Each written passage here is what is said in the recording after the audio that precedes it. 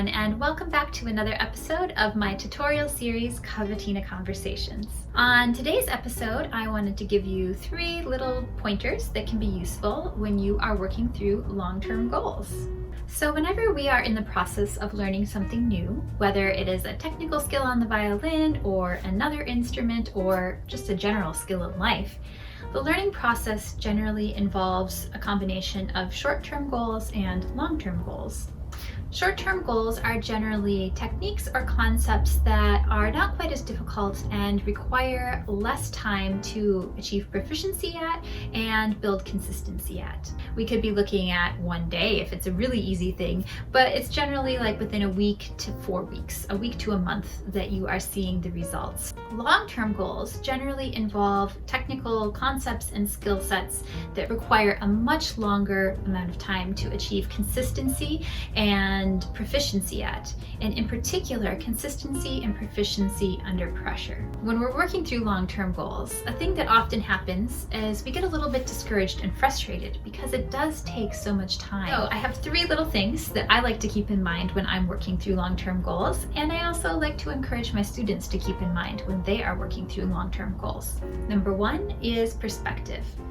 So when my students get to a point where they are feeling a little bit frustrated and discouraged in the middle of the long-term goal learning process, I like to point them back to a previous long-term goal skill that they have already achieved success at and mastered.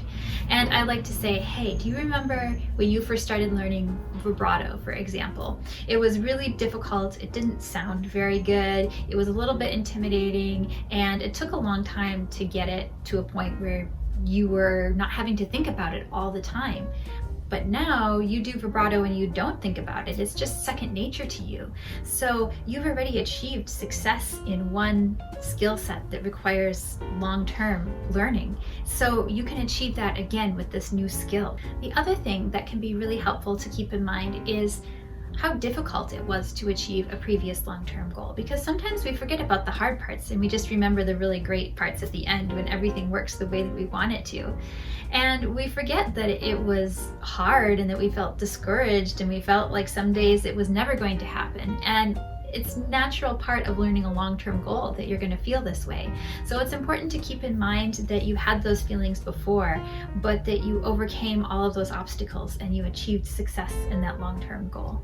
The second thing that's really helpful to keep in mind is the type of work that is generally required to achieve consistency in a skill that is very difficult, that takes a long time to master.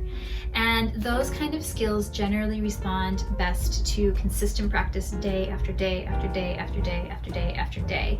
And even when you don't feel like practicing, even when you feel like the practicing isn't doing anything, even when you don't want to work on the skill anymore, it still requires that consistent daily practice. Because if you give up, then you slide back and then you have to start back all over again and build and build and build and build. But if you can keep going, even when you feel like you don't want to, eventually those little pieces will have a really big cumulative effect, and they will keep building on themselves, and all of a sudden you will be up here where you want to be. It's a really slow climb, but if you keep working piece by piece by piece by piece by piece, eventually you will get where you want to go. And the last thing that can be really helpful to keep you going and keep you motivated when you're working on those long-term goals is to have a little bit of feedback, whether it's from a teacher or a friend or a colleague, just somebody who can kind of hear the process from the outside and tell you that they do hear a little bit of improvement happening. Because often with these long-term goals, we're working and working and working and working, and we can't see the big picture because we're so engaged and invested in the process that it's hard to see the little improvements that we're making along the way toward the big improvement.